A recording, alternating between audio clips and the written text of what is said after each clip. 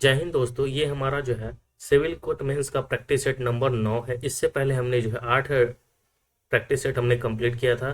तो जाकर आप प्लेलिस्ट में देख सकते हैं, ठीक है। और इसका जो पीडीएफ है हम टेलीग्राम चैनल पे अपलोड कर देते हैं।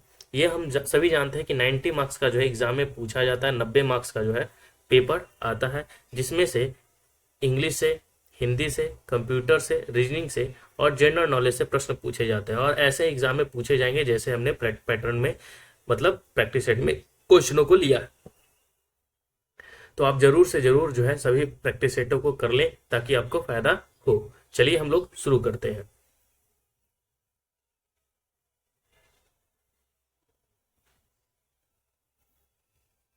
तो चलिए, पहला क्वेश्चन, हम पहला जो हमारा सेक्शन है वो है सेक्शन ऑब्जेक्टिव, ठीक है। इसमें जो आपसे पूछा जाएगा वो जो है ऑब्जेक्टिव से प्रश्न रहेंगे, या तो 30 नंबर का हो या तो 35 नंबर का ऑब्जेक्टिव हो, ठीक है।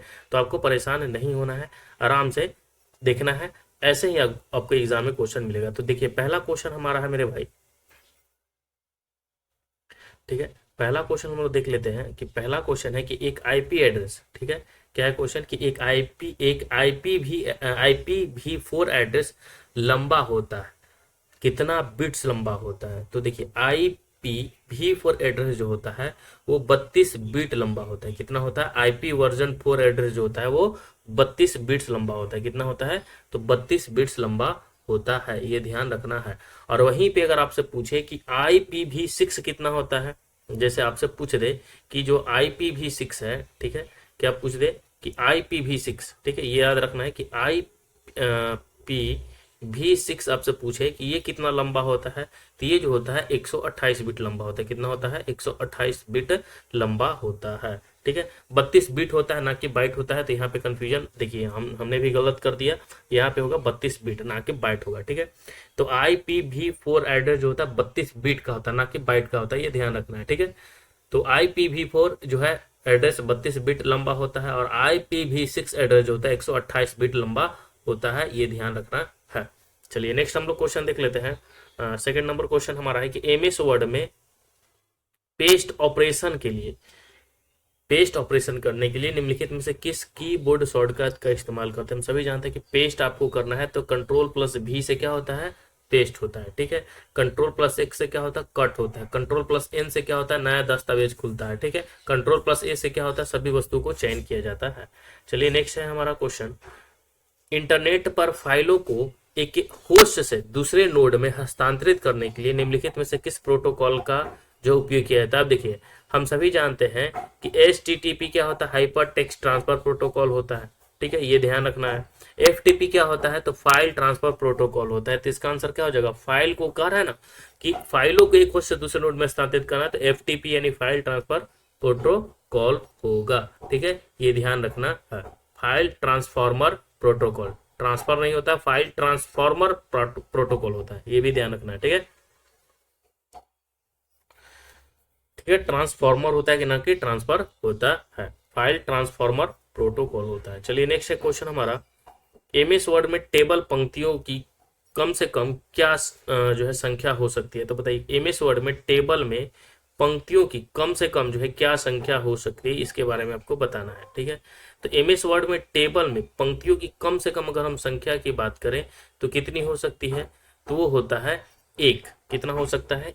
1 हो सकता है। यहाँ पे देखिए, हमने ऊपर जो क्वेश्चन देखा था FTP, याद रखना है कि फाइल ट्रांसफॉर्मर प्रोटोकॉल होता है ना कि ट्रांसफर, ठीक है, क्योंकि एग्जाम में पूछेगा। और FTP का बहुत प्रकार होता है, जैसे एक होता है एनोनिमस FTP होता है, फिर पासवर्ड प्रोटेक्शन FTP होता है, FTP सिक्योर होता है जिसे FTPS भी कहा जाता है, एवं सिक्योर FTP यानी SFTP कहा जाता है, ठीक है। यहाँ पे देखिए, MS वर्ड में टेबल में पंक्तियों की कम से कम क्या संख्या हो सकती है? तो 1 होती है, ठीक है। तो MS वर्ड टेबल में पंक्ति यानी रो की कम से कम संख्या 1 हो सकती है, ठीक है, ये ध्यान रखना है। अगला है क्वेश्चन हमारा कि वर्कशीट का निम्नलिखित में से कौन सा घटक चयनित सेल का एड्रेस प्रदर्शित करता है। बताइए, वर्कशीट का कौन सा घटक जो है चयनित सेल का एड्रेस प्रदर्शित करता है। वर्कशीट आप यूज किए होंगे, तो वर्कशीट का जो है कौन सा घटक है? तो नेम बॉक्स घटक। कौन सा है? नेम बॉक्स घटक। तो वर्कशीट का निम्नलिखित में से कौन सा घटक चयनित सेल का एड्रेस प्रदर्शित करता है? तो है नेम बॉक्स घटक, ठीक है, ये ध्यान रखना है।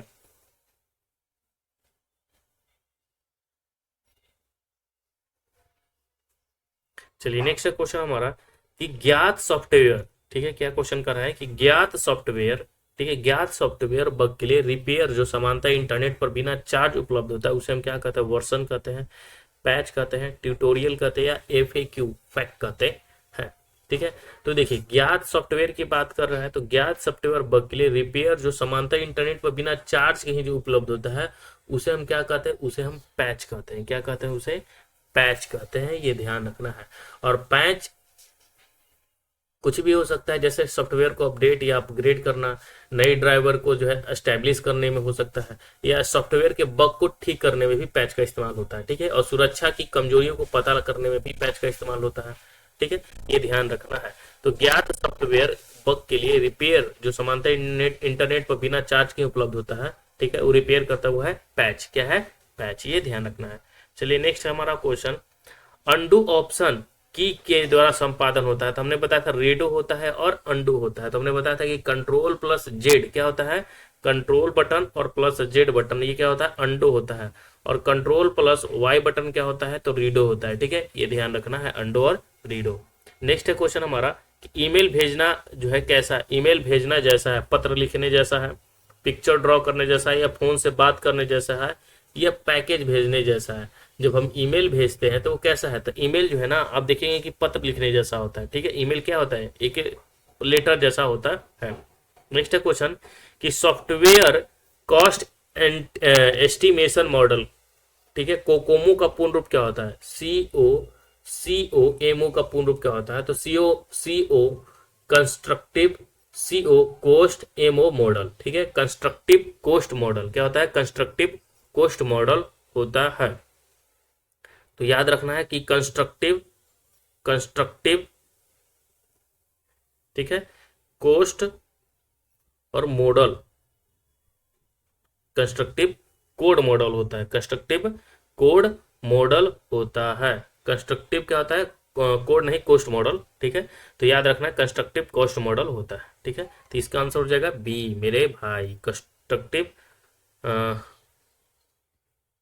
कोस्ट मॉडल होता है।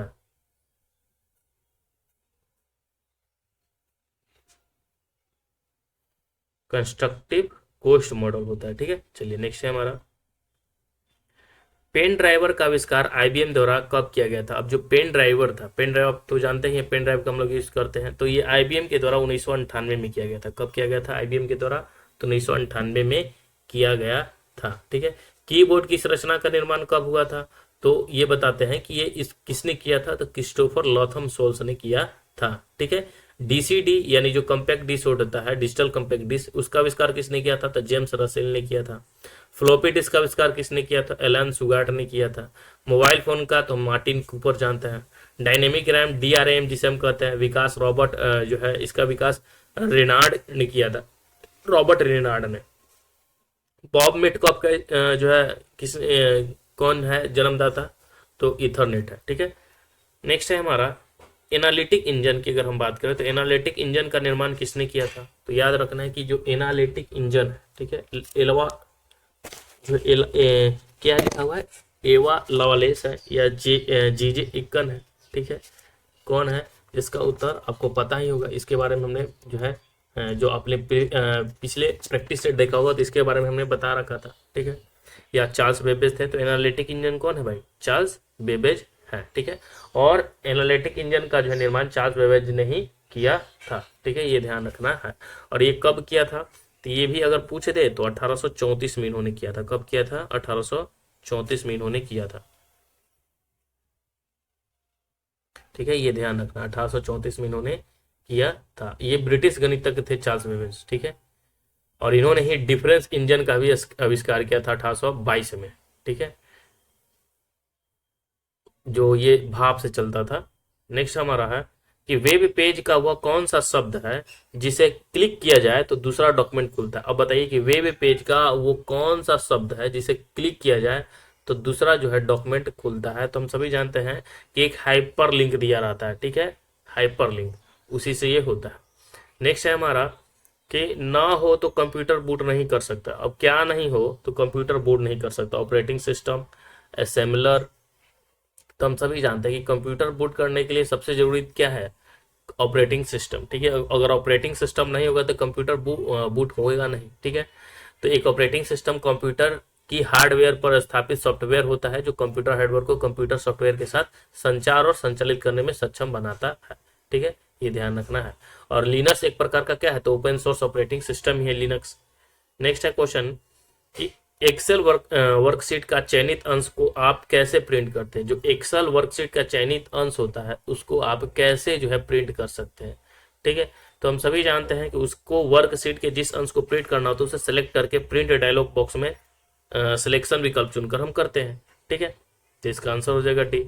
नेक्स्ट है क्वेश्चन कि एक बाइट में, अगर हम बात क्वेश्चन बोल रहा है कि एक बाइट में कितने मूल्य जो है निरूपित किए जा सकते हैं। एक बाइट में कितने मूल्य निरूपित किए जा सकते हैं, ये तो आपको पता ही होगा कि एक बाइट में 256 मूल्य जो है निरूपित किए जा सकते हैं। कितने, 256। और एक बाइट में 8 बीट होता है, ठीक है, ये ध्यान रखना है। यानी एक बाइट यानी दो के पर कितना 8, ठीक है, यानी 256 कैरेक्टर या 0 से लेकर 255 तक संख्याएं निरूपित किया जा सकता है। यहाँ से हमारा गणित शुरू हो जा रहा है, ठीक है। गणित का क्वेश्चन है, देखिए पहला क्वेश्चन क्या करें कि एक संख्या है, ठीक है, और एक संख्या को 4 से भाग देने पर भागफल तथा शेषफल का योग जो है q है। तो उनके वर्गों का योग 34 दिया हुआ है। उनके वर्गों का योग कितना दिया हुआ है, 34 दिया हुआ है। तो निम्न में से वह संख्या क्या होगी, ठीक है। तो हम सभी जानते हैं कि भागफल क्या होता है, ठीक है। देखिए भाज बराबर क्या होता है, भागफल गुने भाजक बराबर क्या होता है, भाज्य गुने भागफल प्लस शेष, ठीक है, ये हम सभी जानते हैं। तो मान लेते हैं कि भागफल जो है क्यू है और शेषफल जो है रिमाइंडर, जिसे हम क्या कहते हैं, आर कहते हैं, क्विटेंट और आर हो गया, ठीक है। तो अगर हम संख्या निकालना है तो बोला कि 4 से भाग दिया जा रहा है। तो अगर हम नंबर निकालना चाहें कि नंबर कितना होगा, तो नंबर निकालने के लिए हम सभी जानते हैं 4 से भाग देते हैं, 4 गुने भागफल हम करते हैं तो 4q हो जाएगा, ठीक है। और प्लस क्या करते हैं, आर करते हैं। भाज बराबर क्या होता है, भाजक गुने भागफल प्लस शेष, यानी 4q प्लस आर हो जाएगा, ठीक है। फिर बोल रहा है कि भागफल और शेषफल का योग 8 दिया हुआ है। तो इसमें भागफल और शेषफल यानी q प्लस आर का मान कितना दिया हुआ है, तो q प्लस आर का जो मान दिया हुआ है, माफ कीजिएगा, q प्लस आर का जो मान दिया हुआ है कितना दिया हुआ है, तो 8 दिया हुआ है। भागफल और शेष प्लस का मान कितना दिया हुआ है, बोला ना कि भागफल और शेष का योग 8 है और एक संख्या को 4 से भाग दिया जाए है, ठीक है। तो पहले हम तो संख्या मान लेते हैं कि भाजक है, भागफल है, शेषफल कितना है। तो भाजक बराबर क्या होता है, भाजक गुने भाजक दिया हुआ है 4, ठीक है। तो 4 गुने q प्लस आर क्या होता है, नंबर निकल जाता है। तथा जैसे अगर आपको नहीं समझ में आ रहा है तो देखिए 5 में अगर हम 15 से भाग देते हैं, 15 को 5 से भाग देते हैं तो पंतिया ही 15, ठीक है। तो हमें शेषफल कितना है, 0। शेषफल हमें नहीं पता है, ठीक है। हमें भागफल भी नहीं पता है, ठीक है।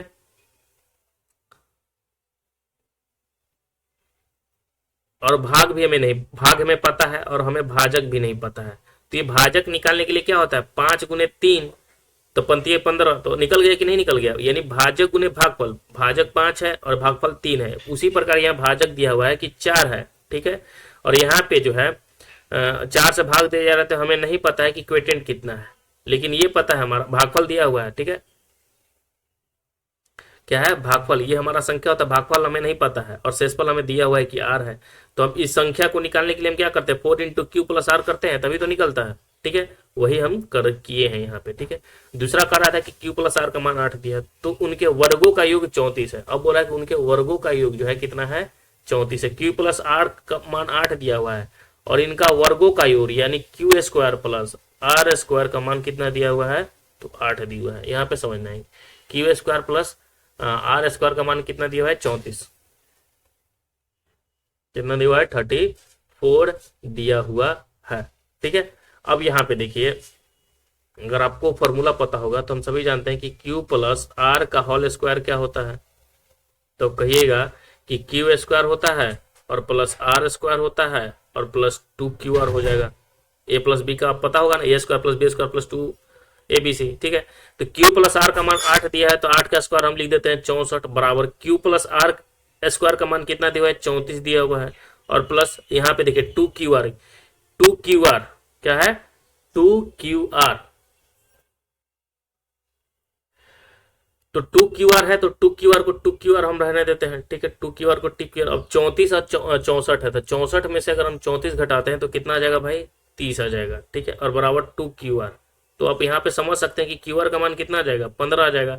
तो हम डायरेक्ट हम लिख देते हैं कि QR का जो मान आ गया वो कितना आ गया, 15 आ गया। QR का मान कितना आ गया, 15 आ गया। QR का मान कितना आ गया, 15 आ गया। फिर उसी प्रकार हम QR का मान निकाल लिए, ठीक है। तो हमें निकालना है संख्या 4Q प्लस R का मान निकालना है। हमें क्या निकालना है, 4Q प्लस R का मान निकालना है, ठीक है। तो इतने से तो काम चलेगा नहीं, थोड़ा सा और आगे हमें बनाना पड़ेगा इसके लिए, ठीक है। QR का मान निकाला है, फिर उसके बाद जो है Q माइनस हम R का स्क्वायर कर देते हैं, ठीक है।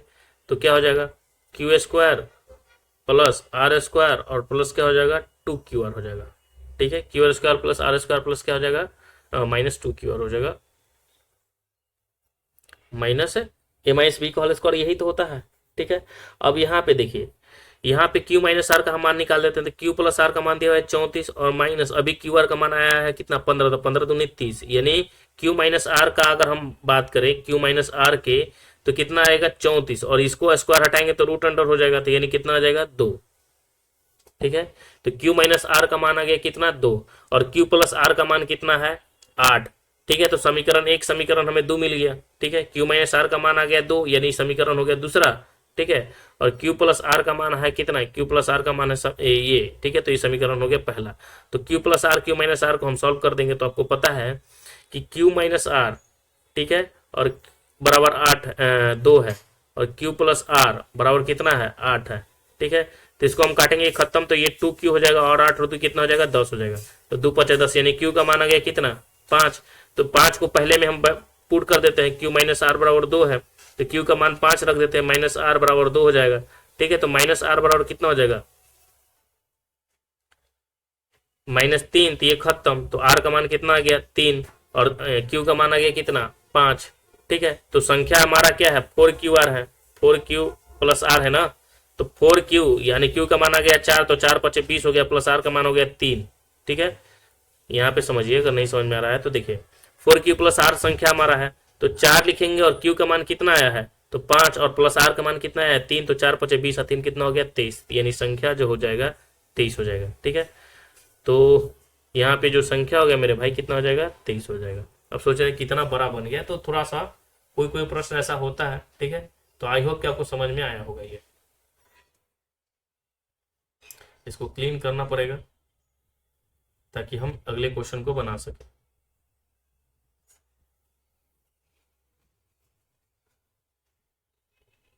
इसलिए कुछ क्वेश्चनों को हम सॉल्व नहीं करते हैं, ठीक है, क्योंकि जो होता है ना लंबा पड़ जाता है, और डिजिटल बोर्ड तो है नहीं, इस पे हम कैसे कैसे हम यूज करते हैं वो हम ही जानते हैं।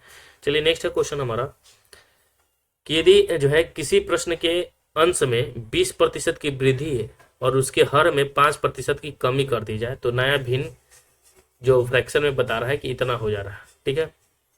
उसको और तरीका है बनाने का, ट्रिक से अगर हम इसको हम चाहें तो इसको बना सकते हैं, ठीक है। एक संख्या को 4 से भाग दिया जा रहा है, और शेषफल जो है 4 से भाग देने पर भागफल और शेषफल का योग कितना है, 8 है। तो मान लेते हैं कि भागफल x है, ठीक है। यहाँ पे और मान लेते हैं कि भागफल x है, जैसे हम इसको लिख देते हैं कि भागफल जो है हमारा कितना है, x है। तो जैसे हम यहाँ ऐसा ही लिख देते हैं, क्यूटेंट हम मान लेते हैं कि x है, यानी भागफल है, ठीक है, सॉरी x है, सॉरी क्यूटेंट x है, और हम r मान लेते हैं कि r जो हमारा है वो क्या है, y है, ठीक है। तो यहाँ पे देखिए x प्लस वाई का मान दिया हुआ है कितना है, कि 8 है। x प्लस वाई का मान कितना दिया हुआ है, 8, और इनका जो है स्क्वायर दिया हुआ है, यानी x स्क्वायर और वाई स्क्वायर का मान कितना दिया हुआ है, तो 34 दिया हुआ है, ठीक है। तो आप क्या कीजिए कि मतलब कहने का मतलब है कि आप समीकरण को पुट कीजिए कि हम x और y का मान कितना लेके 34 हो जाए, ठीक है। तो आप देखिए x का मान आप 5 रख लीजिए और y का मान आप 3 रख लीजिए, तो 5 के स्क्वायर 25, 3 के स्क्वायर 9, 25 और 9 34, तो यानी संतुष्ट हो जा रहा है, यानी x और y का मान 5 और 3 हो गया, ठीक है। तो संख्या हम सभी जानते हैं कि संख्या क्या हो जाएगा, 4x और प्लस y होगा, तो 4 5 20 और प्लस 3 23 हो जाएगा, ठीक है। तो इसको जो है ना आप मोरली भी कर सकते हैं।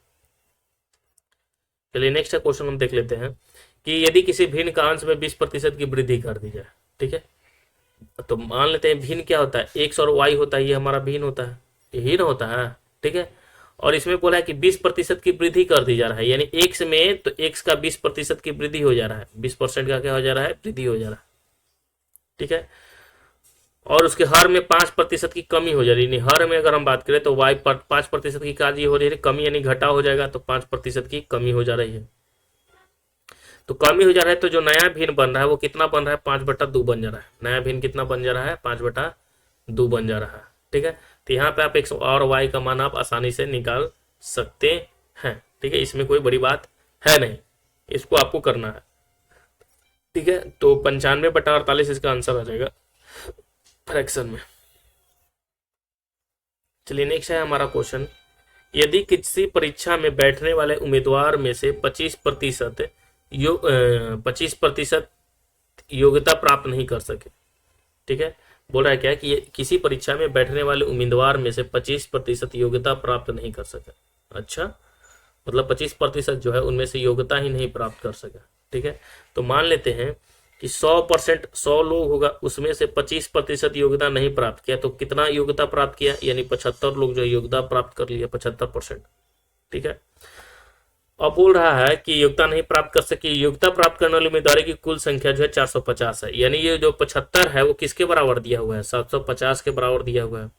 तो यानी कहने का मतलब है, माफ कीजिएगा, 450 है, 450 है, 75 बराबर कितने के बराबर है, 450 है। तो हमें बोला है कि कुल संख्या निकालने के लिए, तो एक बराबर कितना हो जाएगा, 1% बराबर, तो 1% बराबर हो जाएगा 450/75, 450/75। तो हमें 100% बराबर निकालना है, तो 100 से हम गुना कर देंगे। अब इसको कटम कुटम करते हैं, तो देखिए 15×5 = 75 हो जाएगा, और 20×5 = 100। ठीक है, और इसको हम काट देते हैं, 4×5 = 20 और 3×5 = 15, और इसको हम काट देते हैं 15×3 = 45, तो 15 चौके कितना हो जाएगा, 60, यानी 600 आंसर। ठीक है, चलिए नेक्स्ट हम लोग देख लेते हैं कि ए और अगला क्वेश्चन हमारा क्या है, ए और सी मिलकर एक कार को 120 दिनों में कर रहा है। ठीक है, यानी ए है और सी है, क्या है, ए बंदा है और सी है, इसको जो है मिलकर कितना दिन में कर रहा है, 120 दिनों में कर रहा है, 120 दिनों में कर सकता है। सी और ई मिलकर समान कार्य को 80 दिनों में पूरा कर सकते हैं। सी और ई जो मिल रहा है यही सेम काम है, इसको जो है 80 दिन में पूरा कर रहा है। ठीक है, 80 दिन में पूरा कर सकते हैं। ए और ई मिलकर इसी कार्य को, ए और ई नाम का एक बंदा है, इसी कार्य को जो है 160 दिनों में पूरा कर दे रहा है। तो ए सी ई मिलकर समान कार्य को कितने दिन में करेगा, यानी ए सी ई के बारे में पूछ रहा है। ठीक है, तो सबसे पहले इनका जो है हम लोग क्या निकालते हैं, हम एलसीएम निकालते हैं। क्या निकालते हैं, हम इनका एलसीएम निकालते हैं। तो आप एलसीएम निकालिएगा तो आपको पता चलेगा कि 120 और 160 जो ऐसी संख्या अगर हम ले लेते हैं तो 480 ले लेते हैं संख्या। ठीक है, तो 120 में अगर हम बात करें तो 480 कटेगा, कितने बार में कटेगा भाई, तो 12 चौके 48। ठीक है, फिर 80 जो कटेगा, 8 छक 48 और 16 तिया 48। ठीक है, अब यहाँ पे समझना है, ए प्लस सी जो है एक दिन में 4 रोटी बना रहा है मिलकर, सी प्लस ई जो है एक दिन में 6 रोटी बना रहा है, और ए प्लस ई मिलकर जो है 3 रोटी बना रहा है। तो देखिए 2 ए है, तीनों को अगर आपस में हम जोड़ते हैं, तीनों संख्या को आपस में अगर जोड़िएगा आप, ए प्लस सी, ठीक है, जैसे हम लिख देते हैं कि माफ कीजिएगा, हम ए प्लस सी लिखते हैं और प्लस सी प्लस ई लिखते हैं। ठीक है, और प्लस ए प्लस ई लिखते हैं। तो तीनों संख्या में आप देखिए ए सी सी ई ई, यानी 2 गो ए है, 2 गो क्या है, सी है, और 2 गो क्या है, ई है। ठीक है, और इन तीनों को अगर हम जोड़ेंगे तो 6 4 10 और 3 कितना हो जाएगा, 13, 6 4 10 और 3 13। यानी कहने का मतलब है कि ए प्लस सी प्लस ई जो है एक दिन में कितना रोटी बनाएगा मिलकर, तो 13/2 रोटी बनाएगा, यानी 6.5 रोटी बनाएगा। तो बोल रहा है कि ए सी मिलकर समान कार्य को कितने दिन में करेंगे। तो टोटल काम कितना है, 480 है ना, टोटल काम जो है 480 है। तो 480 में टोटल काम ए सी ई यानी 13/2, तो 13/2 को हम डिवाइड करेंगे तो क्या हो जाएगा, 2/13, 2 बटा कितना हो जाएगा, 13। ठीक है, अब इसको कटम कुटम कीजिए, जो आंसर आ जाए वो हमारा आंसर हो जाएगा। ठीक है, तो यहाँ पे आपको समझ में आया होगा, आई होप। ठीक है, यही है, यहाँ लिख देते हैं थोड़ा सा शॉर्ट में कि 2 हो जाएगा, और ए प्लस बी प्लस, यार, ए प्लस सी प्लस ई बराबर कितना हो जाएगा, 6 4 10 और 3 13। ठीक है, यहाँ पे आप समझ में आ रहा होगा। अब यहाँ पे देख लीजिए, तो इसको हम काटने के लिए हम क्या करें, तो कुछ करने का तरीका है नहीं भाई, कटेगा है नहीं। तो 48 दूनी कितना होता है, 96 होता है, यानी 960 हो जाएगा, और बट्टा कितना हो जाएगा, 13। तो ऑप्शन में देखिए 960/13 दिन इसका आंसर हो जाएगा। ठीक है, यहाँ आई होप कि आपको समझ में आया होगा।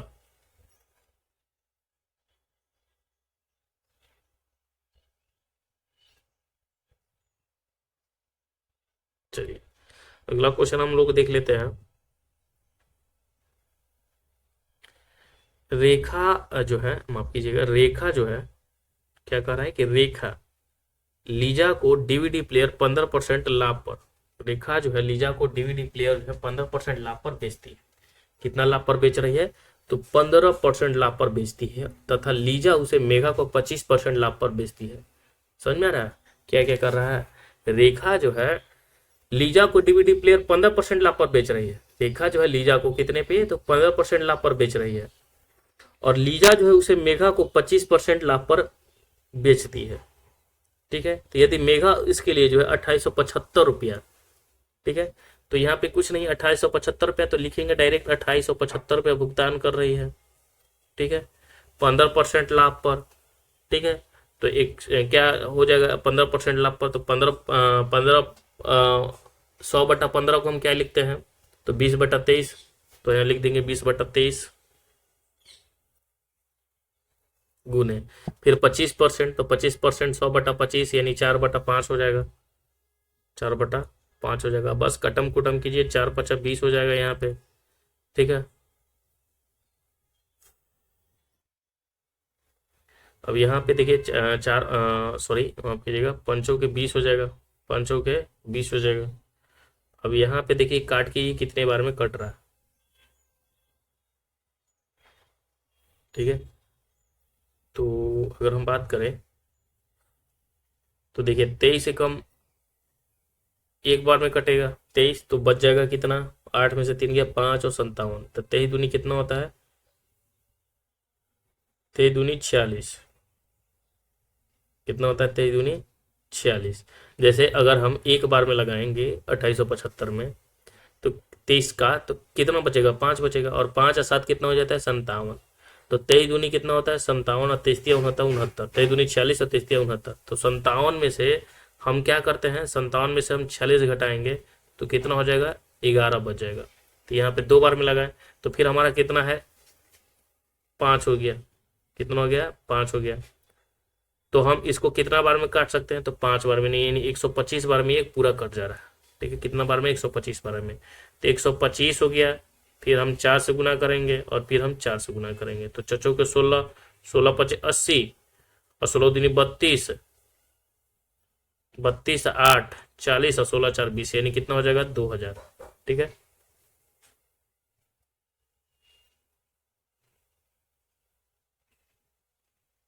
दो हजार इसका आंसर हो जाएगा। भाई भाई जी 2000 आंसर हो गया। चलिए नेक्स्ट है क्वेश्चन कि धीरज जो है एक 100 मीटर चौड़ी सड़क को 25 सेकंड में पार कर दे रहा है। ठीक है, धीरज जो है, तो गति बराबर क्या होता है? दूरी बटा समय। दूरी कितना है? 100 मीटर है, और समय कितना है? 25 सेकंड है। ठीक है, तो 25 चौके 100 यानी 4 मीटर प्रति सेकंड के रफ्तार से हो गया।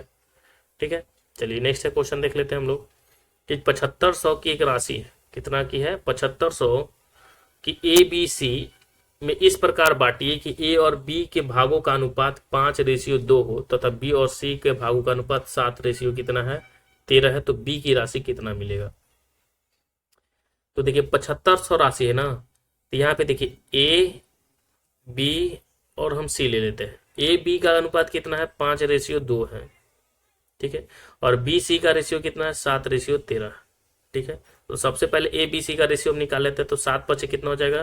35, 7 दूनी 14, और 13 दूनी 26। ठीक है, अब इन तीनों का योग जो है दिया हुआ है कितना? 7500। तीनों का योग कितना दिया है? 7500। अब निकालिए 35 और 14 और 56, तो 35, 30 और 10 40, और 40 और 20 कितना हो गया? 60। ठीक है, और 5 4 9, 5 4 9 9 6 15, तो 60 और 10 70, और 5 75 हो गया। तो यानी 75x बराबर कितना दिया हुआ है? 7500। तो ये यानी कहने का मतलब x का मान कितना आ गया? 100। तो बोल रहा है क्या कि b को कितना मिलेगा? तो b का कितना मिला है? 14 मिला है। तो b को मिला है 14। कितना मिला है? 14। तो 14x है, तो 14 में हम 100 से गुना कर देंगे। ठीक है, इतना लिखने की आवश्यकता नहीं है, तो उत्तर आपको मालूम चल ही गया होगा। तो 1400 इसका आंसर हो गया। चलिए यहाँ पे देख लेते हैं, यहाँ पे आपको लग रहा है कि ये क्या क्वेश्चन है, ठीक है। थोड़ा सा यहाँ पे आपको समझा देते हैं कि क्वेश्चन क्या कह रहा है। ये सभी जो है, ठीक है,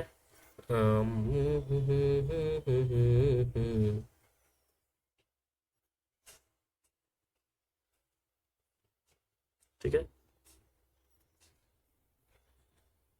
ये हमारा रूट है, ठीक है, क्या है हमारा, ये है रूट है। अब रूट के अंदर जो है लिखा हुआ है 6+, ठीक है, फिर रूट 6 लिखा हुआ है, फिर प्लस, फिर रूट 6 लिखा हुआ है, फिर plus dot dot dot dot ऐसे है, यही ना है। तो हमें बोल रहा है कि इसका मान क्या होगा। तो इसका मान क्या होगा भाई, कुछ है इसमें थोड़ी ना, x² बराबर लिख देंगे ऐसे, फिर निकालेंगे तो आसानी से मान निकल जाएगा इसका 3 ही, ठीक है। जब देखिए कुछ नहीं करना है, 6 को तोड़िए तो या तो हम 3 में तोड़ सकते हैं आसानी से, लिखिए 6 को तोड़िए तो 3 को तोड़ सकते हैं। तो प्लस का होगा तो बड़ा वाला चिन्ह लेना है, अगर बीच में माइनस होगा तो छोटा वाला लेना है, ठीक है। तो हो गया आंसर, तो प्लस का है तो 3 हो जाएगा आंसर, ज़्यादा इसमें दिमाग नहीं लगाना। यदि नेक्स्ट है क्वेश्चन हमारा कि यदि जो है रीचा की आय मीना की आय से इतना प्रतिशत अधिक है, बोला है कि रीचा की आय जो है मीना की आय से इतना अधिक है, तो मीना की आय रीचा की आय से कितना कम है। मीना की आय रीचा की आय से कितना कम है, यही हमें बताना है, यानी कमी हमें निकालना है।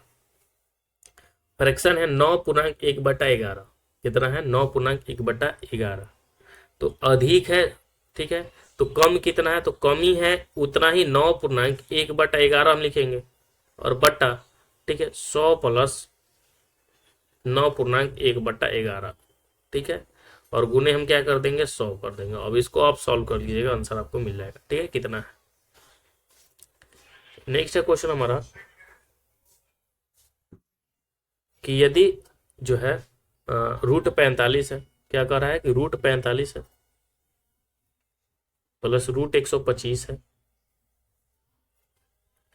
और इसका मान जो दिया हुआ है 17.89 दिया हुआ है, कितना दिया हुआ है 17.89, ठीक है। तो बोल रहा है कि √180 और प्लस √80 का मान बताइए। तो यहाँ पे देखिए √15 को सबसे पहले हम अगर हम सॉल्व करें, ठीक है, हमें निकालना है किसका किसका, पहले हम आपको फिर से बता देते हैं। हमें क्वेश्चन क्या कर रहा है ये समझना है सबसे पहले। देखिए ये हमें जो है ये और इसका मतलब √180, यहाँ लिखा हुआ है √180 और प्लस √80, इसका मान हमसे पूछ रहा है, ठीक है, और दिया हुआ है किसका मान, तो यहाँ पे समझिए दिया हुआ है √45 और √125 का मान, ठीक है, यानी √45 हो गया और √125 का मान दिया हुआ है, कितना दिया हुआ है, तो दिया हुआ है 17.89, ठीक है। अब यहाँ पे देखिए √45 को 9×5=45 हम लिखते हैं, तो 9 का और मूल निकल जाएगा, यानी 3 रूट ये 5 हो जाएगा। फिर यहाँ 25×5=125, यानी 5 रूट कितना हो जाएगा 5 हो जाएगा, ये भी आप समझ सकते हैं, 5 रूट 5 हो जाएगा। और ये बराबर कितना दिया हुआ है 17.89 दिया हुआ है, यहाँ पे समझिए। तो 5 और 3 कितना हो गया 8√5, यानी 8√5 का मान दिया हुआ है कितना 17.89। यहाँ तक तो आपको समझ में आया होगा, ठीक है। तो अगर हम √5 का मान निकालें, क्या लिखते हैं कभी समझ नहीं आता है, मैं भी नहीं, 17.89, ठीक है। तो अगर हम √5 का निकालें तो हमें इसे 8 से काटना पड़ेगा, तो √5 का हमें वैल्यू निकल जाएगा, ठीक है। तो कितना निकल के आ जाएगा, तो हम ऐसे ही रहने देते हैं, ठीक है, इसको हम कुछ नहीं करते अभी, हम क्या करते हैं ऐसे ही रहने देते हैं इसको, ठीक है।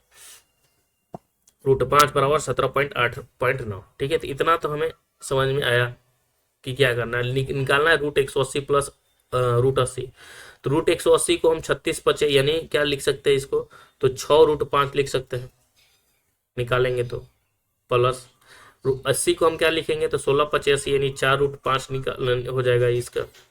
अब 6×4 कितना हो गया 10√5, यहाँ पे आप समझिएगा 6×4 कितना हो गया 10√5, ठीक है। तो हम 1√5 का मान कितना है, 1√5 का मान मेरे भाई, 1 रूट अगर हम 5 की मान करें तो 17 पॉइंट इतना है, तो 10√5 का मान निकालने के लिए क्या करेंगे, 17.89 बट्टा कितना कर देंगे,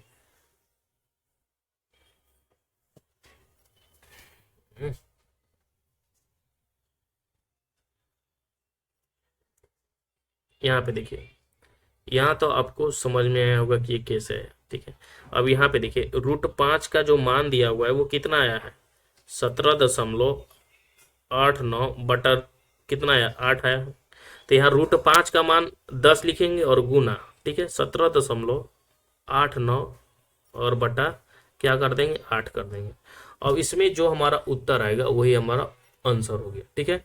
अब जितना भी आए, ठीक है। अब देखिए इसको 5 से हम काट देते हैं, 5 दूनी 10, और इसको हम काट देते हैं 4 से, 4 दूनी 8, ठीक है। अब इसको देखिए चचो की कितना हो जाएगा, 16, तो 1 8, फिर चचो के 16, फिर 2 हो जाएगा, फिर 9, 4 8 32, दो चार 4 7 28, यानी 4.47। अब इसको हम सॉल्व करेंगे तो कितना आ जाएगा, 22 दशमलव समथिंग, 22.36 या समथिंग जो भी है, तो 22.36 इसका आंसर आ जाएगा, यानी 22.4 इसका आंसर हो गया, ठीक है। अब यहाँ पे देखिए रीजनिंग शुरू हो जा रहा है, ठीक है। तो इसको थोड़ा सा हम साइज में क्या करते हैं कि छोटा कर देते हैं,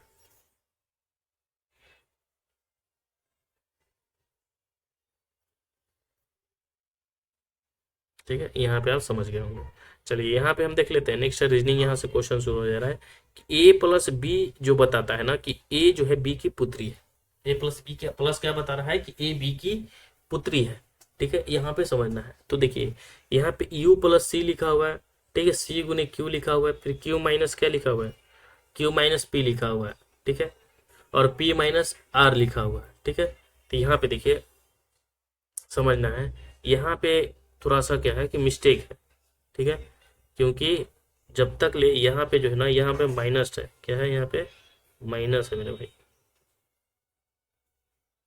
ठीक है, ये माइनस है हमारा, और यहाँ जो माइनस है वो हमारा प्लस है, ठीक है। तो यहाँ पे समझना है ये हमारा क्या है, तो भागा है, ठीक है, ये भागा है, P भागा R है, फिर R भागा S है, ठीक है। यहाँ पे क्या है, यहाँ पे भी हमारा जो है मिस्टेक है, ठीक है।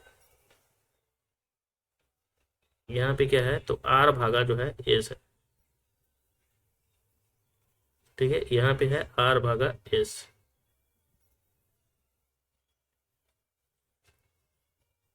यहाँ पे R भागा S है, और फिर S माइनस टी है। अब यहाँ पे देखिए U+C का मान क्या है, तो यानी U C का पुत्री है, U+C क्या बता रहा है कि U C की पुत्री है, तो मान लेते हैं कि U जो है C की पुत्री है, ठीक है। तो U जो है वो किसकी पुत्री है, CU की पुत्री, यानी CU हम इसको यहाँ ले लेते हैं, ठीक है। C की पुत्री का नाम क्या है, U है, ठीक है। तो C की पुत्री है U, चलिए इसकी ये पुत्री है। आगे कह रहा है कि C गुना Q क्या बता रहा है, तो C गुना Q बता रहा है C जो है Q की माता है, C जो है किसकी माता है, तो Q की माता है, यानी एक Q भी है, इसकी कौन माता है भाई, तो Q की ये माता है, तो मान लेते हैं यहाँ पे हम, ठीक है। थोड़ा सा हम इसको हम ऐसे करके ऐसे कर देते हैं, यानी ये Q की भी माता है, ठीक है। Q की कौन है, ये माता है, इसको हम ऊपर की ओर ले जाते हैं और लिख देते हैं यहाँ पे माता है, Q की माता है, ठीक है, यानी ये माइनस है, ठीक है, ये भी माइनस है, ये गोल घेरे हुए हैं तो माइनस ही। अब आगे बोल रहा है कि A गुना B, ठीक है। तो यहाँ पे देखिए सी क्यू के बाद माइनस है, तो Q माइनस P क्या बता रहा है कि Q जो है P का भाई है, यानी Q जो है P का भाई है। तो यहाँ पे Q जो है भाई है, यानी ये प्लस है, और ये किसका भाई है, तो P का भाई है। यहाँ पे भी समझना है ये किसका भाई है, तो P का जो है भाई है। आगे बोल रहा है क्या, P भागा R, P भागा R का मतलब क्या होता है, P का भागा R का मतलब P जो है R का पुत्र है, P जो है किसका पुत्र है, तो R का पुत्र है, तो यानी R का जो है पुत्र है, कौन पुत्र है, तो है P, ठीक है। तो कहने का मतलब ये क्या है, पॉजिटिव है। अब यहाँ पे देखिए C और R क्या है, विवाहित जोड़ा है, C और R ये क्या है, ये दोनों विवाहित है जोड़ा, ठीक है, विवाहित जोड़ा है, यानी C पत्नी है तो R क्या है, पति है, ठीक है। अब आगे बोल रहा है कि S minus T, R minus S, R भागा एस हमने देख लिया, ठीक है। S माइनस टी क्या बता रहा है कि S जो है T का भाई है, यानी S माइनस S जो है T का भाई है।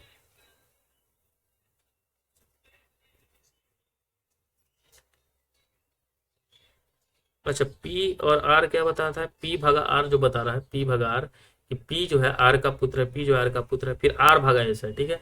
तो आर भागा एस, आर जो है एस का पुत्र है। अच्छा, आर जो है एस का पुत्र है, यानी आर जो है किसका पुत्र है, एस का पुत्र है, ठीक है। आर जो है एस का पुत्र है, ठीक है, ये तो प्लस है, ठीक है। अब बोल रहा है कि एस माइनस टी, यानी एस माइनस टी यानी एस जो है टी का भाई है, यानी एस जो है किसका भाई है, तो टी का भाई है, ठीक है। तो यानी ये प्लस है, ठीक है। अब यहाँ पे देखिए बोल रहा है कि u जो है s से किस प्रकार संबंधित है, u जो है s प्रकार किस संबंधित है u। तो देखिए r तो बाप लग गया u का, और s क्या लग जाएगा, दादा लग जाएगा, ठीक है। तो दादा का हो जाएगा संबंध। बताइए एक क्वेश्चन के लिए इतना सारा बड़ा रीजनिंग। नेक्स्ट क्वेश्चन 116, 118, 146, 170 और 200, ठीक है। 116, 128, 146 और 170 और 200, और उसके बाद कौन सा संख्या आएगा। तो देखिए 116 और 128 की अगर हम बात करें तो कितना का अंतर है, आपको दिख रहा होगा, तो 12 का अंतर है। कितना का अंतर है, प्लस 12 का अंतर है, ठीक है। वहीं पे 128 और 146 के अगर हम अंतर की बात करें तो कितना का अंतर है, तो 18 का अंतर है। फिर 146 से 170 की बात करेंगे तो कितने का अंतर है, तो आपको दिख रहा होगा कि 24 का अंतर है, ठीक है। और वहीं पे 146, 170 और 170 और 130 का अंतर कितना है, प्लस 36 का अंतर है। तो यहाँ पे आप समझ में आ गया होगा कि 12, 6, 18, 6, 24 और 6, 24 और फिर उसके बाद कितना है, 24 है, उसके बाद सॉरी 30 है, 30 का अंतर ना है, 70 और 30, 24 और 36, ठीक है। तो यानी इन दोनों में प्लस 6, इन दोनों में प्लस 6, इन दोनों में प्लस 6, तो अगला भी कितना आएगा, प्लस 6 आएगा। तो प्लस 6 आएगा तो कितना आ जाएगा, 36 आ जाएगा, ठीक है। तो 200 कितना आ जाएगा, 36 आंसर इसका हो जाएगा।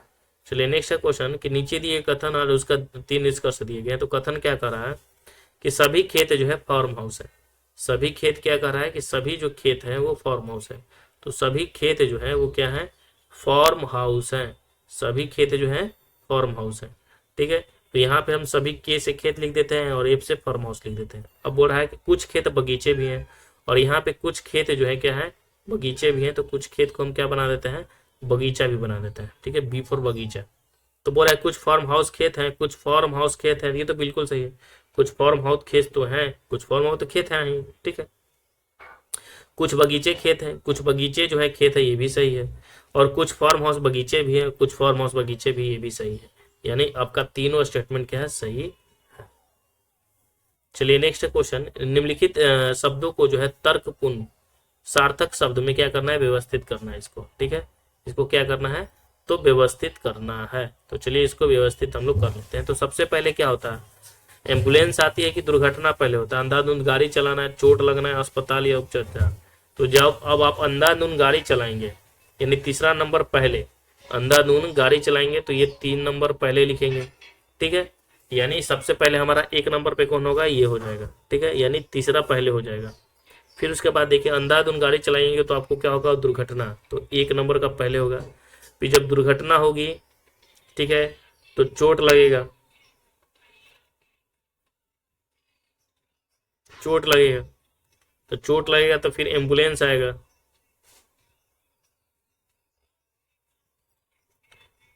अब यहाँ पे देखिए अंधाधुंध गाड़ी चलाइएगा तो क्या होगा, दुर्घटना होगा, दुर्घटना होगा तो चोट लगेगा, चोट लगेगा तो एम्बुलेंस आएगा, यानी 3 1 4 2, ठीक है, 3 1 4 2, ठीक है, 3 1 4 2, 3 1 4 2, यानी पहला ही आंसर हो जाएगा, ठीक है, 3 1 4 2।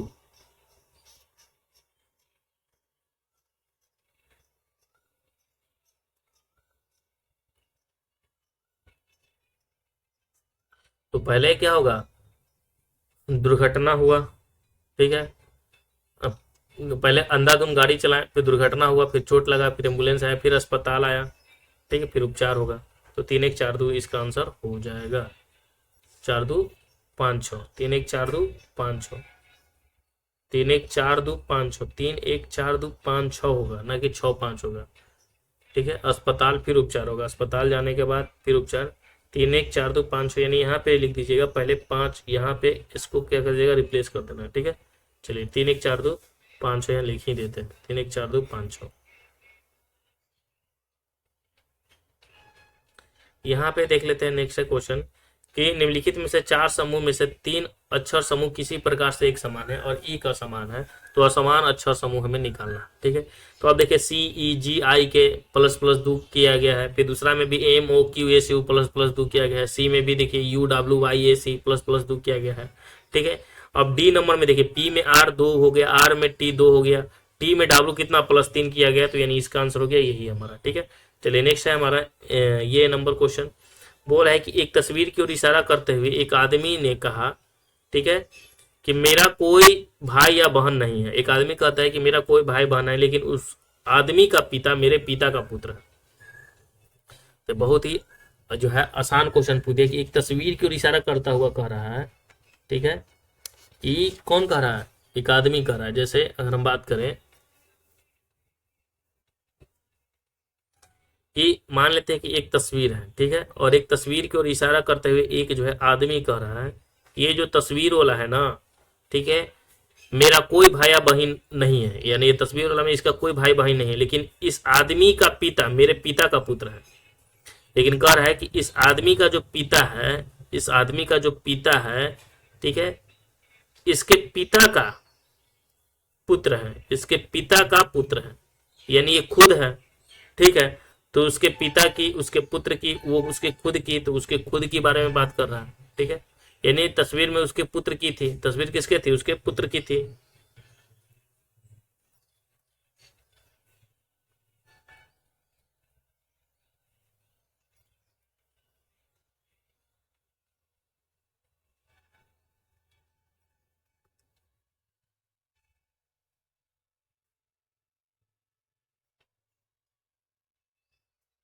यानी वो किसकी तस्वीर है, तो खुद की तस्वीर है भाई।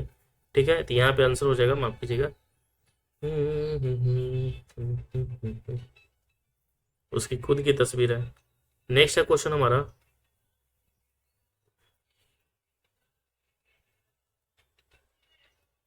यदि इशारा करने वाला आदमी शादीशुदा है तो तस्वीर किसकी है, अब बताइए। इशारा करने वाला आदमी अगर शादीशुदा है तो तस्वीर किसकी है। तो अगर शादी करने वाला आदमी है तो वो तस्वीर, इशारा करने वाला आदमी जो है शादीशुदा है, तो वो तस्वीर किसकी है, उसके भतीजे की निर्धारित नहीं किया जा सकता। निर्धारित कैसे, उसके भाई की है, उसका खुद का है। ठीक है, यहाँ पे स्टेटमेंट में या तो कुछ गलत दिया लिखा हुआ है, क्योंकि अगर हम जैसे एग्जाम्पल लें कि एक आदमी है, जैसे अगर हमने बताया कि एक आदमी है और एक तस्वीर को इशारा करते हुए कह रहा है कि यह तो ना मेरा भाई है ना मेरी बहन है। ठीक है, लेकिन इस आदमी का पिता, यानी लेकिन इसका आदमी का पिता, ठीक है, तो इसका जो है पिता बोल रहा है कि मेरे पिता का पुत्र है, यानी इसके पिता का पुत्र है, इसके पिता का पुत्र है। तो जब इसके पिता का ना एक कोई ना इसका कोई भाई है ना बहन है, तो इसके पिता का पुत्र यानी खुद ही तो हो गया ना, खुद के बारे में जिक्र कर रहा है ये। ठीक है, क्या कर रहा है, मेरे कोई भाई नहीं है, लेकिन उस आदमी का पिता, उस आदमी का पिता मेरे पिता का पुत्र है। अच्छा, लेकिन तस्वीर में क्या हो गया, उसका पुत्र है भाई। ठीक है, उसका हो जाएगा पुत्र। ठीक है, यहाँ पे सही है हम ही गलत कर रहे थे। यदि इशारा करने वाला आदमी शादीशुदा है तो तस्वीर किसी है, तो इशारा करने वाला अगर आदमी शादीशुदा है, ठीक है, तो शादीशुदा होगा तो तस्वीर वाला आदमी का चाचा है, तो उसके भतीजा हो जाएगा, और क्या हो जाएगा। नेक्स्ट है क्वेश्चन हमारा कि इशारा करने वाला आदमी का तस्वीर वाले आदमी से क्या संबंध है, तो इशारा करने वाला आदमी का तस्वीर वाले आदमी से दादा लगेगा, और क्या लगेगा। नेक्स्ट है क्वेश्चन हमारा, यहाँ पे देख लेते हैं डायरेक्शन में कितने ऐसे जोड़े हैं, तो डायरेक्शन की बात कर रहा है, तो डायरेक्शन में अब देखिए डी से आप ओ जाइए, डी से नहीं आई से ओ जाइए, आई जे के एल एम एन ओ, ठीक है, और फिर ओ एन है, एन ओ एन, ठीक है, तो यहाँ पे आपको दो दिख रहा होगा। ठीक है, आप साफ साफ आपको दो जो है आपको दिख रहा होगा। नेक्स्ट हमारा अटेंशन में, अटेंशन में अगर हम बात करें तो अटेंशन में से कितने जोड़ है, तो अटेंशन में देखिए तो टी से आप ओ जाइए, ठीक है, टी से आप ओ जाइए, यहाँ से टी से ओ के पास जाइए। ठीक है, अगर फिर टी से आप जाना चाहते हैं तो टी से आप एन जाइए, टी से एन जाइए, फिर यहाँ ओ एन है, यानी कितना है, तो 3 है, यहाँ पे आपको दिख रहा होगा 3। ठीक है, चलिए नेक्स्ट है हमारा सेक्शन बी। सेक्शन बी में जो हम लोग से इंग्लिश पूछा गया है, ठीक है, इंग्लिश में डिस्क्रिप्टिव पूछा जाएगा एग्जाम में। तो पहला है क्या है कि right a public notice in about 15 words inform all residents, ठीक है। तो यानी जो है 50 वर्ड में रेसिडेंट को इन्फॉर्म करना है, क्या इन्फॉर्म करना है, ठीक है, पब्लिक नोटिस के रूप में। तो देखिए, regarding the suspension of water supply for 8 hour, यानी जो है सस्पेंशन, वाटर को सस्पेंशन किया जा रहा है कितने, 8 घंटे के लिए, उसके पे एक नोटिस चिपका देना है। फिर सेकेंड हमारा है regarding Holi festival being organised at a society, यानी एक नोटिस चिपकाना है कि सोसाइटी में जो होली आयोजन किया जा रहा है, ठीक है, उसके लिए, ठीक है। फिर उसके बाद हमारा जो सेकंड नंबर का है वो क्या है, write letter and any one of the following in your younger brother in 50 word, ठीक है। तो एक ब्रदर पर जो है लेटर भी लिखना है। तो चलिए इन सब के बारे में हम लोग देख लेते हैं। तो हिंदी में अगर मान लेते हैं कि पब्लिक नोटिस लिखने के लिए आ जाए तो क्या लिखेंगे, तो पब्लिक नोटिस लिखना आ जाए हिंदी में तो बहुत ही आसान है, ठीक है। और लिखना है क्या, यह सूचित किया जाता है कि आज, नोटिस ऐसे लिखा जाता है कि यह सूचित किया जाता है कि आज तारीख शहर के विभिन्न क्षेत्र में जल आपूर्ति में समस्या उत्पन्न होने के कारण जल आपूर्ति को 8 घंटे के लिए निलंबित किया जाएगा। प्रभावित क्षेत्रों में जल आपूर्ति सुबह इतने समय तक बंद रहेगी, कृपया आवश्यक जल संग्रह कर ले, असुविधा के लिए हमें खेद प्रकट है, ठीक है, प्रकट करते हैं। और संगठन का नाम लिख देना है भाई, कौन संगठन ये कर रहा है, ठीक है, और संपर्क की जानकारी लिखना है, ठीक है। अब यहाँ पे इंग्लिश में लिखना होगा तो वही लिखना है, ठीक है। कैसे, दिस इज इन्फॉर्म, क्या लिखना है कि this is to inform that due to maintenance work, ठीक है, ये इन्फॉर्म किया जाता है कि कुछ मेंटेनेंस वर्क चल रहा है। The water supply will be suspended for 8 hours in various area of the city, यानी शहर के विभिन्न हिस्सों में जो है ये 8 घंटे के लिए सस्पेंड किया जाता है सप्लाई, पानी की सप्लाई। और डेट देना है, the affected areas will experience a disruption in water supply from time इतना, यानी ये जो अफेक्टेड एरिया है वो कब तक डिस्टर्ब रहेगा वो लिख देना है। Please ensure to collect sufficient water, ठीक है, इसलिए जो आप लोग सफिशियंट वाटर क्या कीजिए, कलेक्ट कर लीजिए। We apologise for the inconvenience cause, ठीक है। फिर this is to inform all resident the celebration of, यहाँ होली पे है तो होली पे लिखना आ जाए तो वही लिखना है भाई, ये इसमें थोड़ी कठिन थोड़ी ना है। This is to inform all residents, तो यानी यह इन्फॉर्म किया जाता है सभी residents that a celebration for the upcoming Holi festival will be organised at society, date from time दे देना है। देयर विल बी म्यूजिक, उसमें क्या music, dance, fun activities, will invite all residents to join the celebration and make it a joyful occasion, joyous occasion. Please ensure safety and follow all guidance, ठीक है। Society का नाम और contact information लिख देना है, ठीक है। अब यहाँ पे देखिए पब्लिक नोटिस में लिखा हुआ है, यह सूचित किया जाता है कि होली महोत्सव का आयोजन है, तारीख इतना समय में किया जाएगा। इस अवसर पर संगीत, नृत्य और मनोरंजन गतिविधियां आयोजित की जाएंगी। सभी निवासियों को अनुरोध है कि वे इस उल्लासमय अवसर में भाग लें और इसे और भी यादगार बनाएं। कृपया सुरक्षित उपायों का पालन करें, ठीक है। और यहाँ पे लिख देना है। अब यहाँ पे देखिए,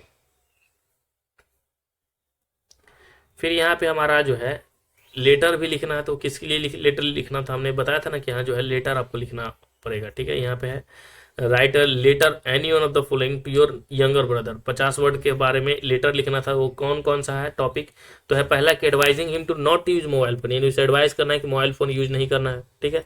फिर दूसरा है कि advising him not to adopt an unfair means in the examination, ठीक है। और ये भी लिखना है कि कोई भी अनअफेयर जो है मीन्स आपको एग्जामिनेशन में अडॉप्ट नहीं करना है, ठीक है। फिर उसके बाद हमारा जो है टॉपिक है right paragraph any of the topics in 100 word, क्या क्या है। तो सबसे पहले हमारा है वाइब्रेट इंडिया, ठीक है, वाइब्रेंट इंडिया। फिर नेक्स्ट हमारा है student get limit access to the internet, ठीक है। फिर एजुकेशन शुड बी फ्री। ये 3 पे हमें क्या लिखना है, एक पैराग्राफ भी लिखना है 100 वर्ड का, ठीक है, जैसे ऐसे हम समझ सकते हैं, ठीक है। तो सबसे उसे देख लेते हैं, फिर उसके बाद हम देखते हैं, ठीक है। तो इन देखिए सबसे पहले हिंदी में अगर लिखना आ जाए तो प्रिय मित्र नमस्ते, ठीक है, प्रिय मित्र लिखना है, फिर नमस्ते, ठीक है। मैं यह पत्र तुम्हें यह सलाह देने के लिए लिख रहा हूं कि तुम मोबाइल फोन का अत्यधिक उपयोग ना करो, यह हमारी आंखों और मानसिक स्वास्थ्य के लिए हानिकारक हो सकता है। इसकी बजाय तुम किताब पढ़ सकते हो, बाहर खेल सकते हो या अन्य रचनात्मक गतिविधि में भाग ले सकते हो, ठीक है। अपना ध्यान रखो और स्वस्थ रहो, ठीक है। तुम्हारा मित्र, तुम्हारा नाम लिख देना है, ठीक है। इसी प्रकार इंग्लिश में लिखना है तो dear friend hello, I am writing this letter to advise you not over use, क्या है, over use your mobile phone, ठीक है। Excessive use can be harmful to your eyes, यानी अब ज्यादा से ज्यादा एक्सेसिव मोबाइल यूज करेंगे तो क्या होगा, harmful to your eyes and mental health. Instead you can read books, play outdoors and engage in other creative activities, ठीक है। फिर वहां पे लिख देना है take care and stay healthy your friend और ये नेम, ठीक है। फिर यहाँ पे नेक्स्ट हमारा था ठीक है, डियर फ्रेंड नेम, ठीक है, I hope you are doing well, ये भी लिखना है अगर लिखना होगा तो। फिर उसके बाद लिखेंगे I am writing to advise you not to adopt any unfair means during the upcoming exams. It may seem like a quick solution, but it can harm your reputation and future prospects. Hard work and honesty are the keys of success. Rely on your preparation and trust in your abilities. Cheating can lead to unnecessary stress and consequences that are best avoided. ठीक है, stay focused, stay honest and क्या लिखा हुआ है कि and success will follow. I believe in you and know you can perfect well through you on efforts. ठीक है, best wishes for your exams sincerely, ठीक है, और नेम लिख देना। ठीक है, प्रिय मित्र नमस्ते, यह पत्र तुम्हें आगामी परीक्षा में बेईमानी के उपायों को अपनाने से बचने के लिए सलाह देने के लिए लिख रहा हूँ। यदि हो सके तो यह एक त्वरित समाधान लगे, लेकिन यह तुम्हारी प्रतिष्ठा और भविष्य को नुकसान पहुंचा सकता है। कड़ी मेहनत और ईमानदारी सफलता की कुंजी है। अपनी तैयारी पर विश्वास रखो और अपनी क्षमताओं पर भरोसा रखो। नकल से लेकर तनाव और गंभीर परिणाम हो सकते हैं जिन्हें टाला जा सकता है। ध्यान केंद्रित रखो, ईमानदारी से काम करो और सफलता तुम्हारे साथ होगी। मुझे विश्वास है कि तुम अपनी मेहनत से अच्छी परिणाम प्राप्त कर सकते हो। तुम्हारा परीक्षा के लिए शुभकामनाएं। सादर तुम्हारा फलना कुमार, लिख देना। ठीक है, अब देखिए वाइब्रेंट इंडिया पर जो है ना लिखना है, किस पे लिखना है, वाइब्रेंट इंडिया पर।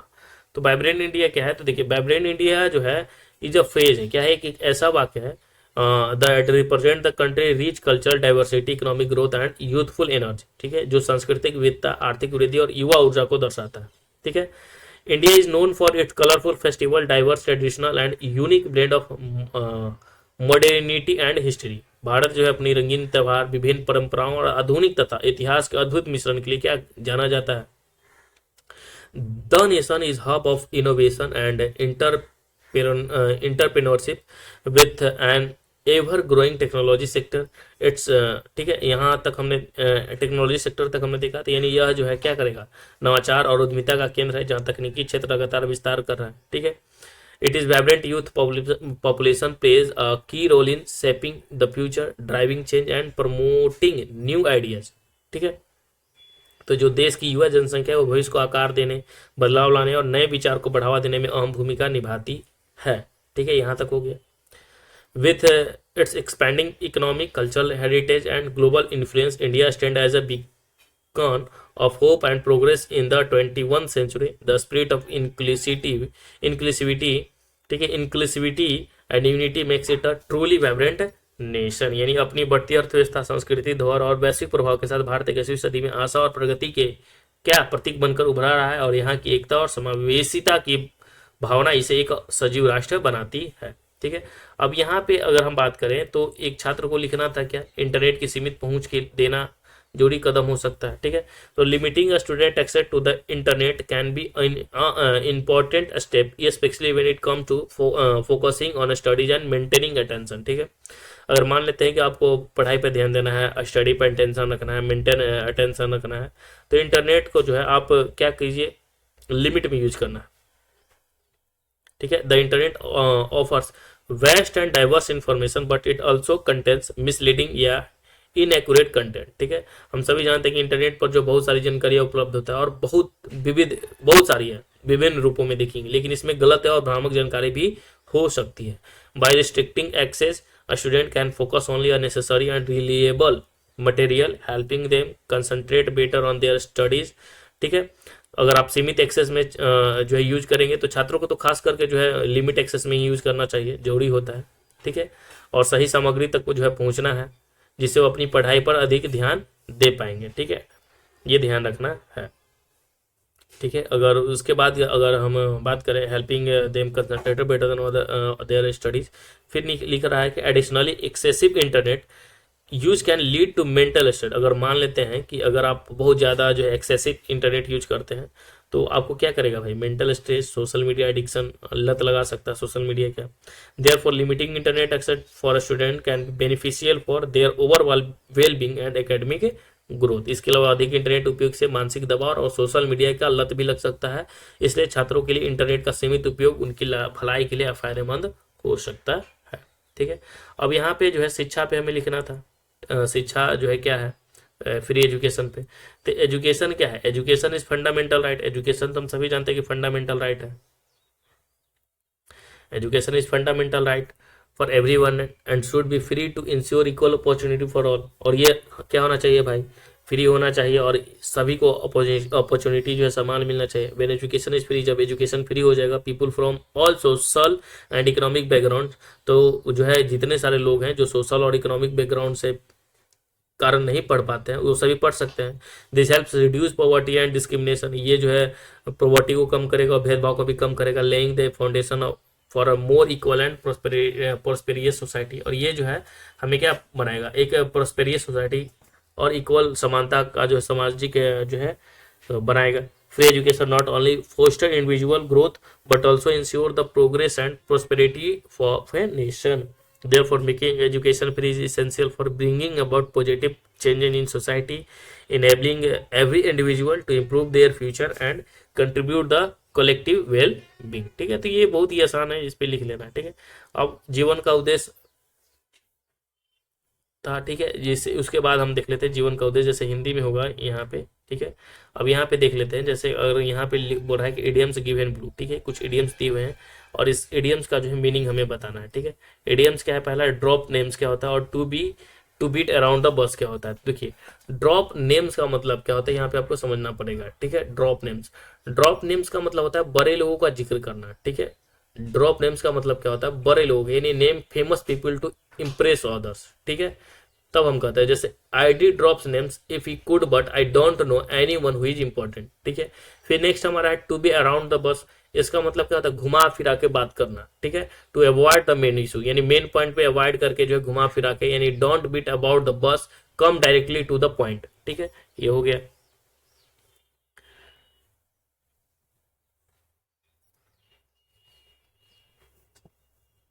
Right a word for the given groups of word. ठीक है, जैसे वर्ड यहाँ पे लिखना है release someone from a duty या ऑब्लिगेशन। ठीक है, यहाँ पे हमें, तो यहाँ पे देखिए रिलीज जो होता है, ठीक है, रिलीज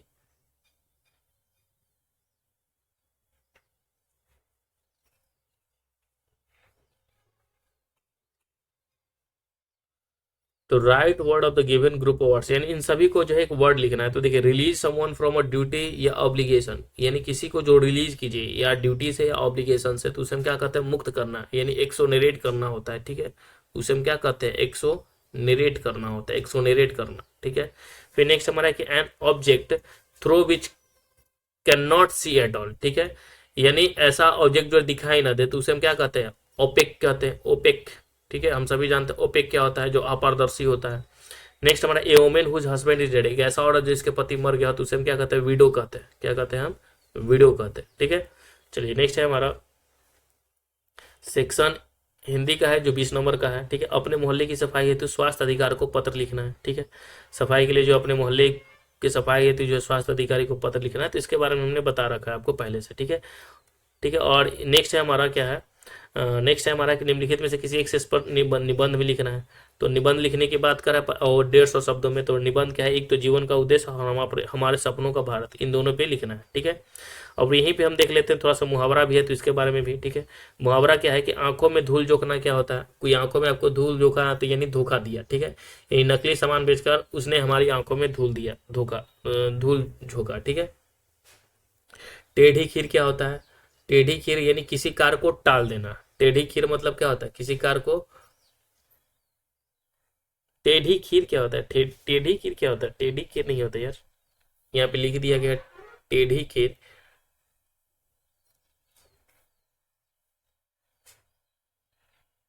टेढ़ी खीर कुछ मिस्टेक है, देखिए ढाक के तीन पात, ढाक के तीन पात,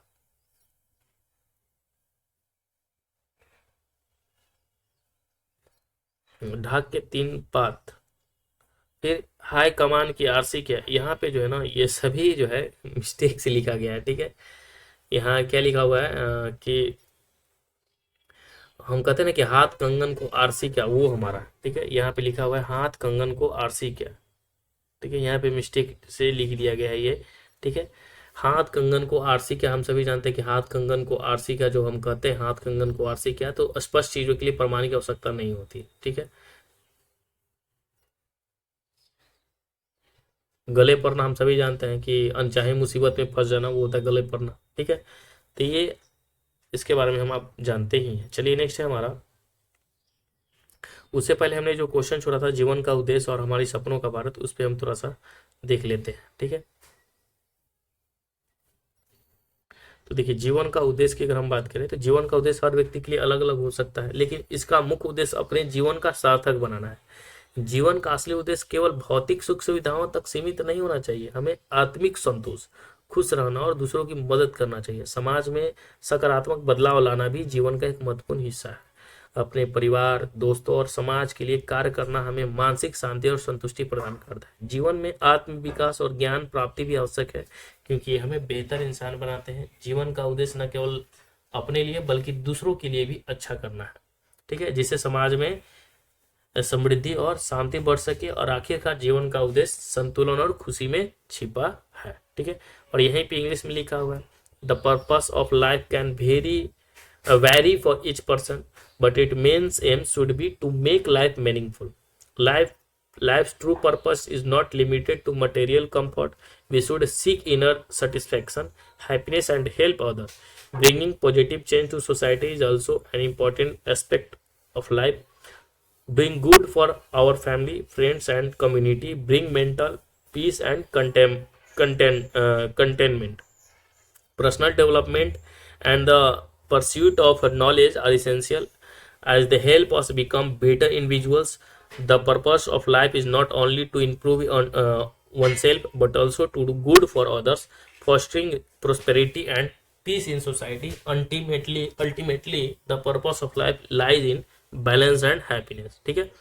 चलिए नेक्स्ट हमारा कि हमने सपनों का भारत एक ऐसा देश होगा जहाँ हर व्यक्ति को समान अवसर मिले, ठीक है। नेक्स्ट हमारा था सपनों का भारत, चाहे उसकी जाति हो, धर्म या आर्थिक स्थिति कुछ भी हो, यहाँ हर बच्चे को अच्छी शिक्षा मिलेगी और हर किसी को स्वास्थ्य सेवाओं का लाभ मिलेगा।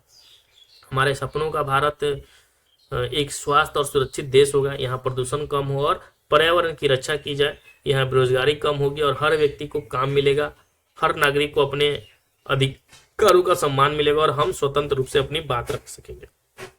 महिलाएं, बच्चे और बुजुर्गों का सम्मान होगा और समाज में कोई भेदभाव नहीं होगा। हमारा सपनों का भारत एक समृद्ध, खुशहाल और न्यायपूर्ण राष्ट्र होगा जहां हर व्यक्ति अपनी मेहनत और योग्यता के आधार पर आगे बढ़ सके, ठीक है। और यह भारत हमारे लिए प्रेरणा और गर्व की बात स्रोत बनेगा। तो our dream India is a country where every person get equal opportunities regardless of their caste, religion and economic status. In the India, every child will receive quality education and everyone will have access to healthcare service. Our dream India will be clean and safe place with reduced pollution and strong focus on environmental protection. Unemployment will be low and everyone will have the opportunity to work. Every citizen will have their right respect and be able to express their opinion freely. Women, children and the elderly will be respected and there will be no discrimination in society. मतलब society में भेदभाव नहीं होना चाहिए। Our dream India will be prosperous, happy and just nation where every individual can progress based on their hard work and abilities. This India will be a source of inspiration and pride for all of us, ठीक है। अब यहाँ पे देख लेते हैं क्या है, पत्र एक लिखना था, ठीक है। तो आपका नाम लिखना है, पता लिख देना है, तारीख लिखना है, फिर वहां लिखना है स्वास्थ्य अधिकारी नगर निगम और कहाँ पे है, कौन सा है वो लिख देना है। विषय क्या था, मोहल्ले में सफाई हेतु निवेदन, ठीक है। अब यहाँ लिखना है मान्यवर कृपया हमारी, ठीक है, मान्यवर कृपया हमारे मोहल्ले की सफाई पर ध्यान दें। गंदगी, कचरे और जल भराव से स्वास्थ्य समस्याएं बढ़ रही है, मच्छरों की कीड़ों की संख्या बढ़ रही है। कृपया शीघ्र सफाई और कीट जो है नियंत्रण हेतु नियंत्रण कार्रवाई करें और धन्यवाद, ठीक है। आपका विश्वास हो गया फलना। अब यहाँ पे देखिए, यहाँ पे कुछ जो है समानार्थी है, ठीक है। हिंदी में क्या लिखा हुआ है कि कुछ समानार्थी शब्दों को लिखना है। तो पहला हमारा है विद्या, पहला हमारा क्या है विद्या। और हम सभी जानते हैं कि विद्या को हम ज्ञान कहते हैं, शिक्षा कहते हैं, बुद्धि कहते हैं और शास्त्र कहते हैं। नदी का क्या होता है, तो नदी का सरिता, तटिनी, तरंगिनी और प्रवाहिनी कहेंगे। अग्नि को हम क्या कहेंगे, तो ये भी ध्यान रखना है। अग्नि की अगर हम बात करें तो अग्नि को हम क्या कहते हैं, आग, ज्वाला, अनल और पावक कहते हैं। हवा को हम क्या कहते हैं, तो वायु, पवन, समीर और अनिल कहते हैं। और समुद्र को हम क्या कहते हैं, तो सागर, जलाधि, रत्नाकर और सिंधु कहते हैं। अब यहाँ पे देख लेते हैं कि सेक्शन डी हमारा जो है करंट अफेयर्स और जनरल नॉलेज से क्वेश्चन पूछा जाएगा। तो देखिए, भारतीय संविधान में धर्मनिरपेक्ष का प्रावधान किस अनुच्छेद में है। जो धर्मनिरपेक्ष हमारा है वो अनुच्छेद हम सभी जानते हैं कि 25 और 28, ठीक है। 25 और 28 अनुच्छेद हमें धर्मनिरपेक्ष बनाता है। ठीक है। नेक्स्ट हमारा कि राष्ट्रीय हरित अधिकरण एनजीटी का मुख्यालय कहाँ है? तो एनजीटी का जो मुख्यालय है वो न्यू दिल्ली में, कहाँ पे है? न्यू दिल्ली में है। ठीक है। चलिए नेक्स्ट हमारा है कि राष्ट्रीय ग्रामीण आजीविका मिशन का उद्देश्य क्या है? तो ग्रामीण क्षेत्रों में गरीबी कम करना था। ठीक है। नेक्स्ट हमारा किस अनुच्छेद में राष्ट्रीय आपातकाल है? तो हम सभी जानते हैं कि अनुच्छेद जो है 352 राष्ट्रीय आपातकाल से संबंधित है। ठीक है। नेक्स्ट है कि भारत में सबसे अधिक वन क्षेत्र कहाँ पे है? तो सबसे अधिक वन क्षेत्र जो है हम सभी जानते हैं, ठीक है, मध्य प्रदेश में सबसे अधिक वन क्षेत्र। ठीक है। नेक्स्ट है क्वेश्चन कि प्रधानमंत्री फसल बीमा योजना का उद्देश्य क्या था? किसानों को फसल नुकसान से सुरक्षा प्रदान करना था। ठीक है। नेक्स्ट है कि कौन सा अनुच्छेद श्रमिकों के लिए अनुकूल कामकाज की स्थिति को निर्देशित करता है? ठीक है। तो ये अनुच्छेद जो है आर्टिकल नंबर 43, कौन सा है? आर्टिकल नंबर 43 श्रमिकों के लिए अनुकूल कामकाज की स्थिति को निर्देश करता है। भारत छोड़ो आंदोलन जो है शुरुआत हुआ था 1942 में, ये भी जानते हैं, ये याद रखना है। ठीक है। नेक्स्ट है क्वेश्चन कि भारत का जो है 91वां मुख्य न्यायाधीश कौन है? 51 नंबर का न्यायमूर्ति संजीव खन्ना। कौन है? संजीव खन्ना, ये याद रखना है, संजीव खन्ना। ठीक है। चलिए नेक्स्ट हमारा है कि 2024 में किस राज्य ने पहली बार जो है सोलर ट्रांसपोर्ट जो है को अपनाया था? सोलर ट्रांसपोर्ट को अपनाया था राजस्थान में। राजस्थान में क्यों अपनाया था? राजस्थान में जो है ना बंजर भूमि ज्यादा है। ठीक है। भारत की सबसे बड़ी जल विद्युत परियोजना कौन सी है? तो भारत की सबसे बड़ी जल विद्युत परियोजना जो है टिहरी बांध है। ठीक है, टिहरी बांध। ठीक है, ये ध्यान रखना है, टिहरी बांध। ठीक है, यहाँ पे जो है सबसे बड़ी जल विद्युत परियोजना है टिहरी बांध पे। ठीक है, भागीरथी नदी। नेक्स्ट हमारा है कि भारत में संसद के शीतकालीन सत्र जो है आयोजित कब किया जाता है? तो ये शीतकालीन, शीत का महीना कब होता है भाई? नवंबर दिसंबर में। ठीक है, नवंबर दिसंबर हो गया। चलिए नेक्स्ट हमारा है कि प्रकाश संश्लेषण के लिए किस गैस की आवश्यक होती है? तो कार्बन डाइऑक्साइड की। प्रकाश संश्लेषण के लिए कार्बन डाइऑक्साइड की आवश्यकता होती है। भारत में योजना आयोग की स्थापना कब होती है? तो योजना आयोग 1950 में होती है और 15 अगस्त 2014 को ये खत्म हो दिया था। मेक इन इंडिया कब शुरू हुआ था? तो मेक इन इंडिया जो शुरू हुआ था 25 सितंबर को हुआ था और 2014 को। ठीक है, तो यहाँ हमने देखा, कंप्लीट किया। वीडियो अगर अच्छा लगा होगा क्लास तो लाइक कीजिएगा वीडियो को और चैनल को सब्सक्राइब कर लीजिएगा। जय हिंद, राम राम।